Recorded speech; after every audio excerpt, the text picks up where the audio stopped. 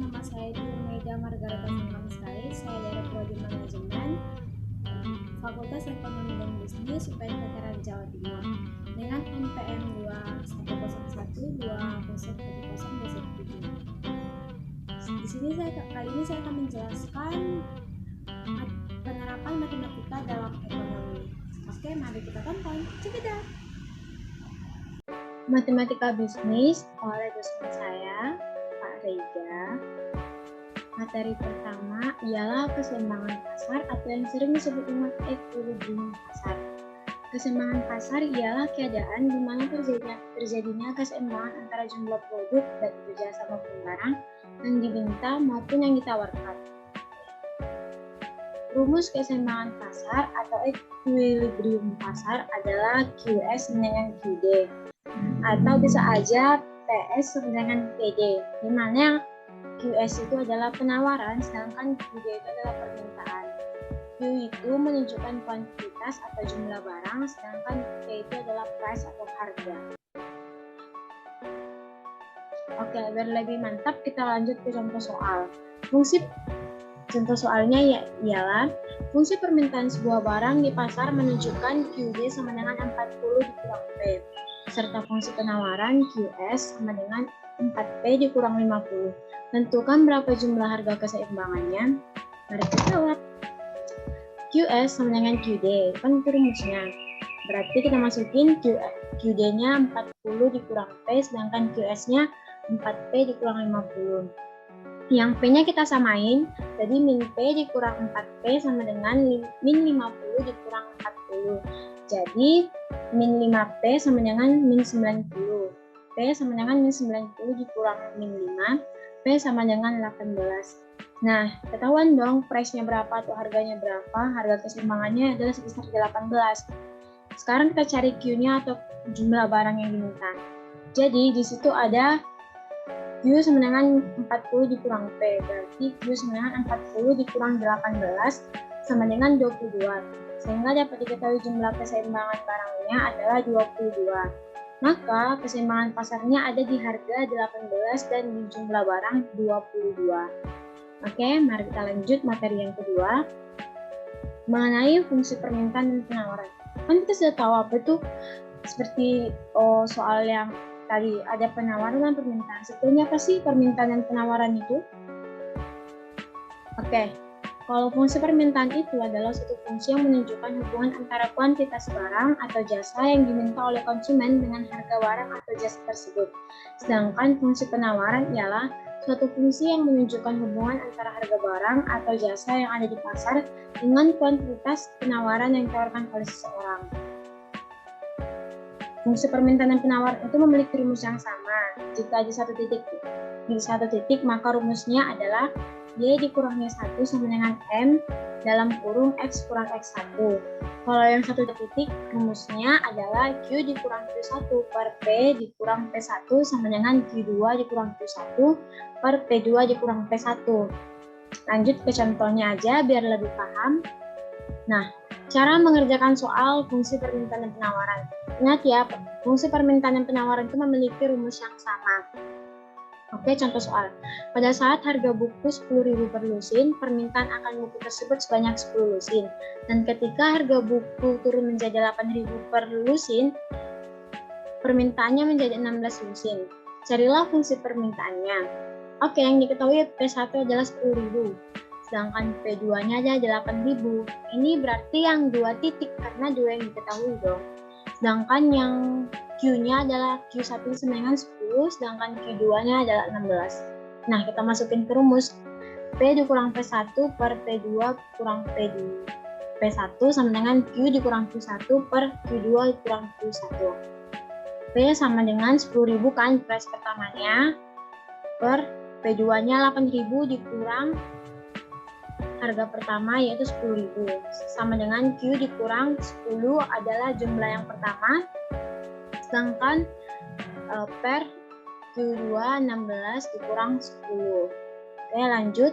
P sama dengan 10.000, P dikurang 10.000 per min 2.000 karena 8.000 dikurang 10.000 sama dengan Q dikurang 10 per 10 dikurang 16 dikurang 10 sama dengan 6. Min 2000Q tambah 2000 sama dengan 6P dikurang 6000. Ini tuh dia dikali silangnya guys.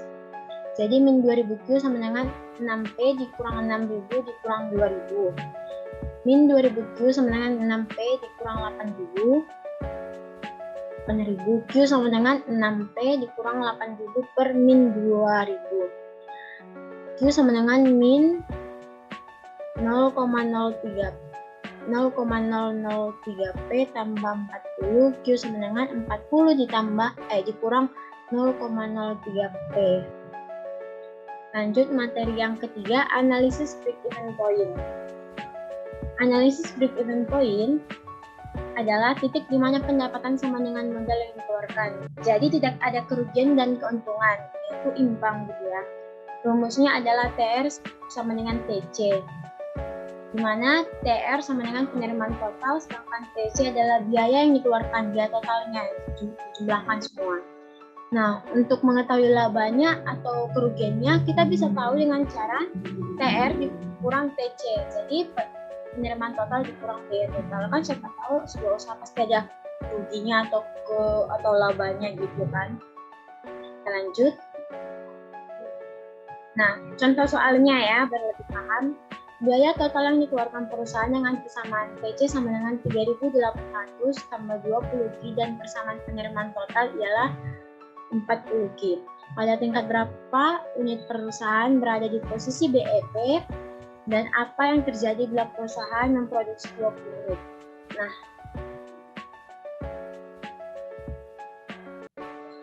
BEP sama dengan TR per TC.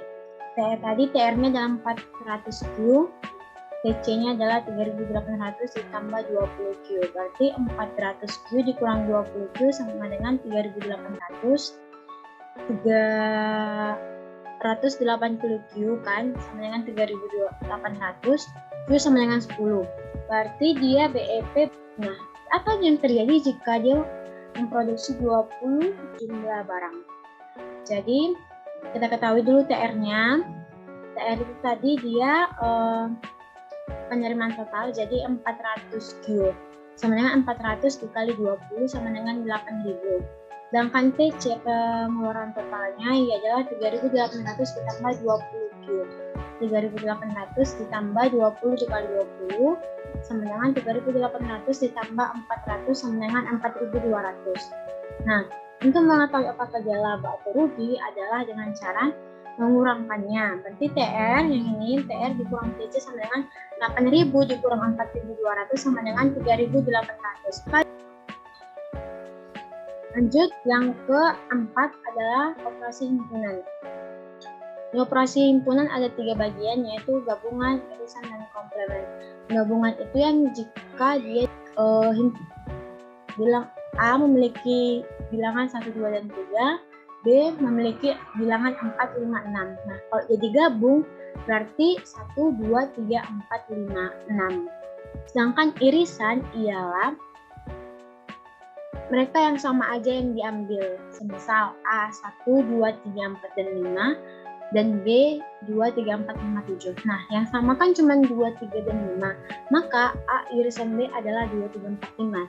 Komplemen. Bilangan komplemen ini adalah bilangan yang enggak ada di A, misalkan di A maupun di B.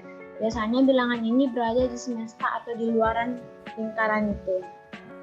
Lanjut, kita ke soal. For example, kita akan ngerjain ada diketahui 3 di sini. A bilangannya 1, 2, 3, 4, 5, 6, 7, 8, 9. Sedangkan B memiliki bilangan 2, 3, 5, dan 7. C memiliki bilangan 1, 3, 5, 7, 9. Tentukan gabungan A dan B, gabungan B dan C, gabungan A dan C. Nah, pertama kan gabungan A dan B.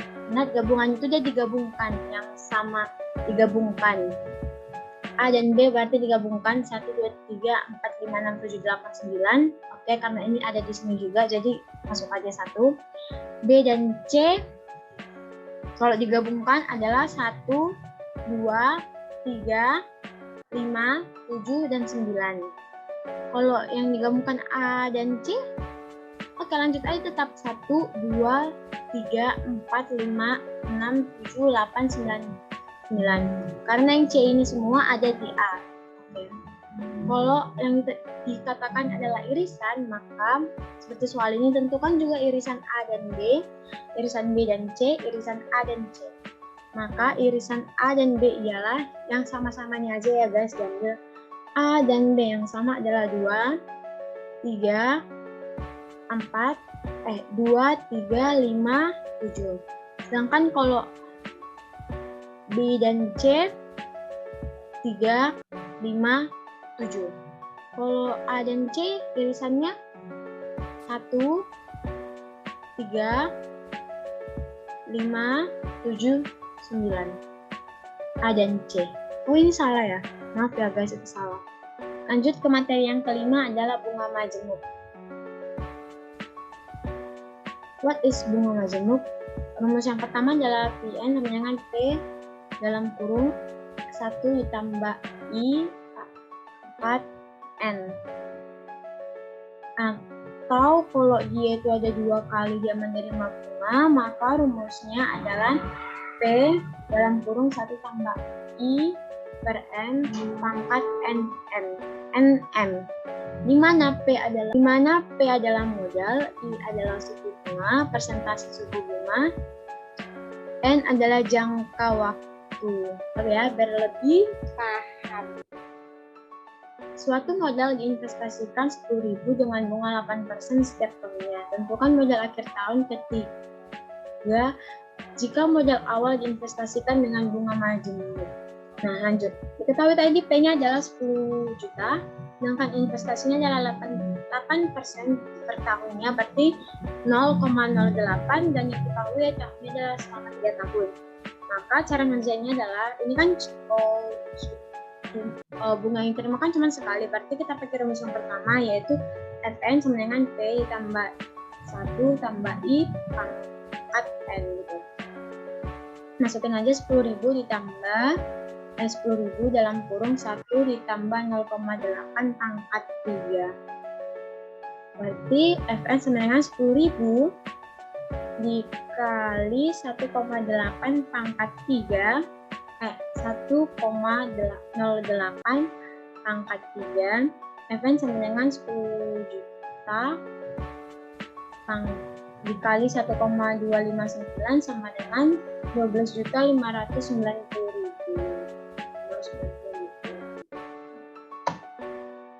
Lanjut, kalau ada bunga majemuk, maka ada bunga tunggal juga, Bu. Apa sih bunga tunggal itu? Bunga tunggal itu berbeda sama bunga majemuk ya, guys. Bunga tunggal itu biasanya adalah bunga yang diberikan pada setiap akhir jangka waktu tertentu yang selalu dihitung berdasarkan modal awalnya. Rumusnya adalah I, kalau menghitung bunga tunggalnya adalah I dikali N dikali M. Sedangkan untuk menghitung modal akhir adalah modal awal dikali 1 ditambah N dikali I, di mana M adalah modal, N adalah waktu, I adalah persentase bunganya. Lanjut ke soal. Diketahui Nila memiliki uang di bank sebesar 15 juta. Setelah menabung selama 6 tahun dengan persentase bunganya 5% per tahun. Berapakah uang Nila mula-mula? Diketahui M adalah 15 juta. Nah, itu modal akhirnya. Sedangkan N-nya adalah 6 tahun. Dia adalah 5%. Maka rumus yang dipakai adalah M sama dengan M awal dalam kurung I tambah N dikali I. 15 juta sama dengan MO di dalam kurung 1 ditambah 6 dikali 0,05 dari persentase bunganya. Berarti 15 juta sama dengan MO di dalam kurung 1 tambah 0,3. 15 juta sama dengan MO dikali 1,3. Berarti 15 juta per 1,3 sama dengan MO. 12 juta 538 dan 461 sama dengan modal awalnya.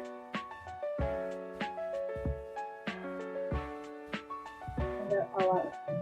Oke, thank you for watching. Jangan lupa subscribe, like, and comment. And if you have question, please DM me in this.